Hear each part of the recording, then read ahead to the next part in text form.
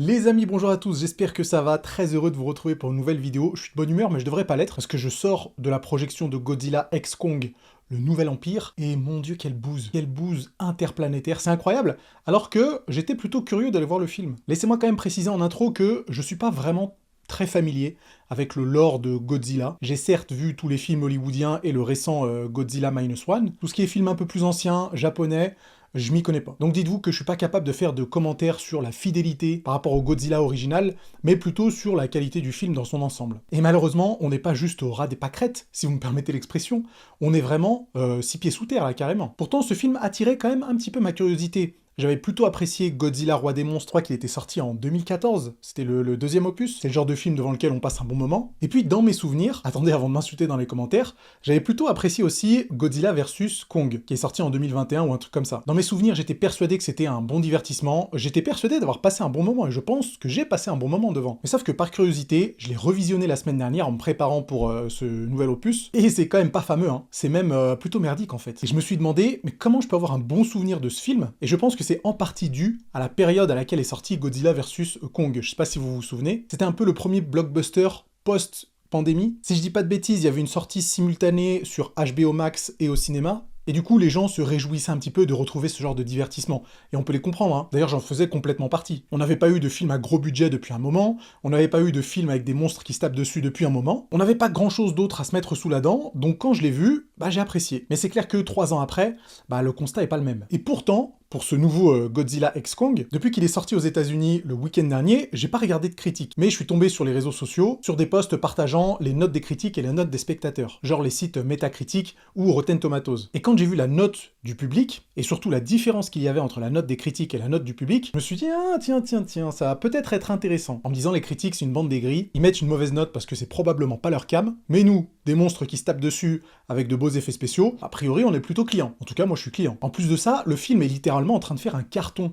Sur son premier week-end d'exploitation, il a ramassé presque 200 millions de dollars au box-office mondial. C'est plus que Dune, qui est sorti quelques semaines avant. Et pour mettre les choses en perspective, ce nouvel opus de Godzilla x Kong, il a un budget, je crois, de 150 millions de dollars. Et pour la faire courte, on considère qu'un film rentre dans ses frais et commence à faire du bénéfice quand il a ramené 2 fois plus que son budget de production. Attention, c'est un calcul à la louche, hein. En fait, ça dépend de plein de facteurs, ça dépend des pays où il a fait du chiffre, ça dépend du budget marketing qui est pas compté dans le budget de production, mais grosso modo, si un film a coûté 150 millions de dollars, eh bien à partir des 300 millions de dollars, il commence à générer du bénéfice. Et vous pouvez être sûr que malgré la qualité très médiocre de ce film-là, il va dépasser les 300 millions de dollars au box-office mondial, et on va se taper sûrement une suite. Mais tout ce blabla, ça nous dit pas pourquoi le film est mauvais. D'ailleurs, est-ce qu'on peut considérer objectivement qu'un film est mauvais? Je pense que la réponse est oui. Mais si vous passez un bon moment devant un film qui est considéré comme objectivement mauvais, est-ce que c'est réellement un mauvais film pour vous? Est-ce qu'on doit avoir honte d'apprécier des films qui sont considérés comme objectivement mauvais? Et l'inverse fonctionne aussi.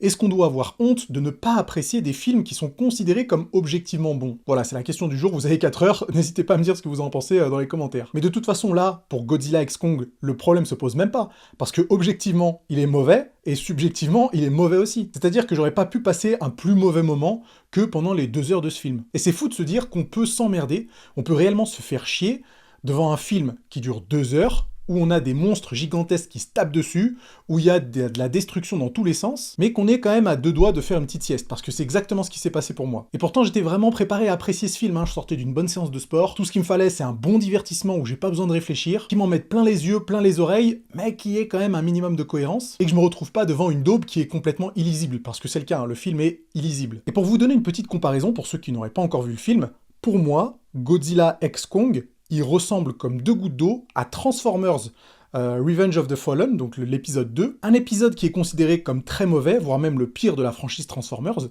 et ce film-là, Godzilla x Kong, il est bien plus mauvais que le plus mauvais des Transformers. Et on est obligé de faire la comparaison entre les deux, parce que les films commencent presque littéralement de la même façon. Alors désolé, je vais commencer à spoiler, hein, mais de toute façon, vous ratez pas grand-chose parce que c'est pas le film du siècle, et que vous sachiez ce qui se passe ou pas va rien changer à l'appréciation que vous faites du film. Mais quand on se tape une petite fille qui commence à avoir des visions et qui délire complètement dans une salle de classe à faire des dessins sur le bureau et sur son cahier, on peut évidemment pas ne pas faire le parallèle avec Sam Witwicky qui pète un câble en pleine salle de classe et qui nous fait une crise à écrire des symboles sur le tableau du prof. J'avais l'impression de voir exactement les mêmes scènes. Et en plus, quelle justification à dormir debout de se dire qu'on capte des ondes avec un sismographe qui font comme par hasard la forme de 3 pyramides et que la petite fille a comme par hasard la vision de 3 pyramides et les symboles qu'elle dessine, ça ressemble à ce qu'a capté le sismographe. Mais bien évidemment. Et puis quoi encore? Vous allez me dire, bah c'est un petit détail, on peut en faire abstraction. Non, on peut pas en faire abstraction, surtout quand ça arrive littéralement dans les premières minutes du film. Ça donne clairement le ton, et toute la suite est du même acabit de toute façon. On a que des décisions stupides, des justifications stupides, et même si en comparaison, le pire des Transformers, alors ça se trouve que c'est même pas le pire des Transformers, hein, parce que je crois que le 4 et le 5, ou le 5 et le 6, ils sont pas terribles non plus. Mais bref, tout ça pour dire que l'un des pires Transformers, il a quand même la patte Michael Bay. Et Michael Bay, on peut pas lui enlever que... Alors, c'est un style à part entière, hein, mais qui sait filmer de l'action. Alors qu'ici, Adam Wingard, je crois que c'est le nom du réalisateur, c'est tellement illisible que c'est un mix entre soporifique et nauséabond. Voilà, j'ai les deux adjectifs parfaits.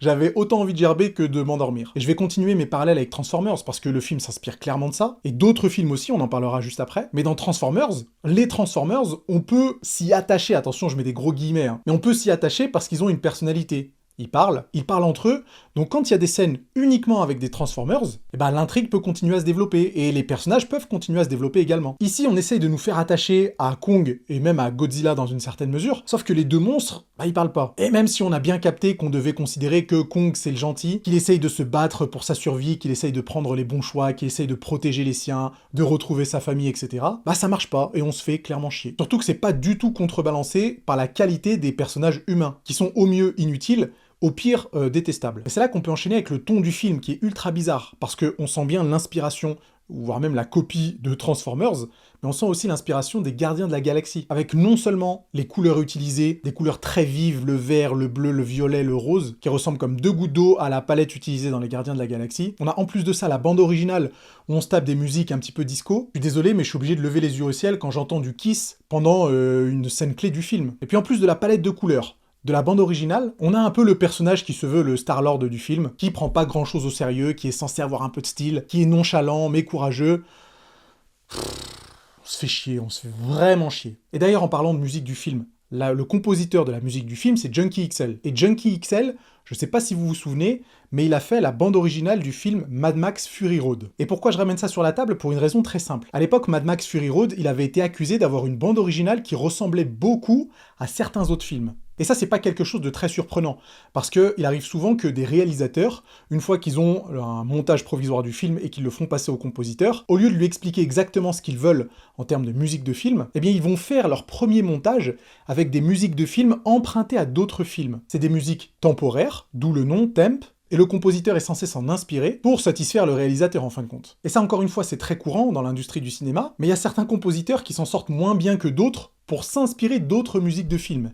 Et Junkie XL, c'est plus un copieur que quelqu'un qui s'inspire. J'étais tombé sur une vidéo YouTube incroyable sur le sujet il y a quelques années, il y a peut-être 4 ans je dirais. Si je la retrouve, et je vais la retrouver, je vous mettrai le lien dans la description ou dans les commentaires. Et si vous saviez pas que ça existait, vous allez être choqué par la similitude qu'il y a entre certaines bandes originales de films. Tout ça pour dire que Junkie XL, il nous a fait une bande originale qui est très similaire à Transformers. Et à tous les coups, Junkie XL, il a dû recevoir un premier montage avec des vidéos temporaires empruntées à des films Transformers, et on lui a dit, mec, on veut pas que tu nous sortes un truc inspiré, on veut juste que tu copies ça. Et il a copié ça, en moins bien forcément. Donc on se retrouve vraiment avec un mash-up qui donne un petit peu la gerbe, un mash-up de Transformers, des Gardiens de la Galaxie. En fait, avec ce film, on a un peu une sensation de Aquaman 2, qui est, il faut le dire aussi, objectivement, pas un très bon film, et qui emprunte vraiment des références un petit peu partout, et ça fonctionne pas très bien. Et c'est dommage parce que, mine de rien, c'est une franchise qui pourrait être considérée comme prometteuse. Mais là, même si le film a cartonné sur son premier week-end d'exploitation, je suis presque persuadé que le bouche à oreille va faire son petit effet, et qu'il va subir un giga drop sur le deuxième week-end d'exploitation. Je suis très curieux de voir à quoi ressemblent les chiffres la semaine prochaine, et voir à quelle vitesse il va dégringoler du classement du box-office. Bon, on pourrait continuer à en parler une demi-heure de ce film qui n'était vraiment pas terrible, mais si vous l'avez déjà vu, n'hésitez pas à dire ce que vous en pensez dans les commentaires, et puis nous on se retrouvera sûrement pour une autre critique. Allez, à plus.